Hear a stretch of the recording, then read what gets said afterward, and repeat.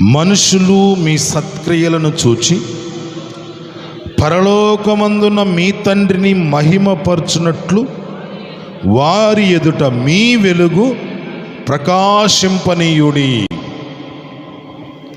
గమనించండి, మనుషులు మీ సత్క్రియలను చూచి,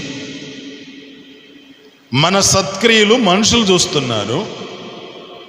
మన సత్క్రియలను చూచిన తర్వాత పరలోకమందున్న తండ్రికి మహిమ కలుగుతుందంట.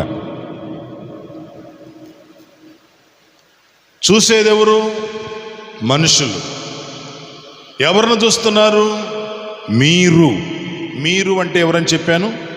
సంఘం. మీరు దేవుని బిడ్డలు. మీరు సంఘములో ఉన్న స్త్రీలు కానీ, పురుషులు కానీ, యవనస్తులు కానీ, యవనరాళ్ళు కానీ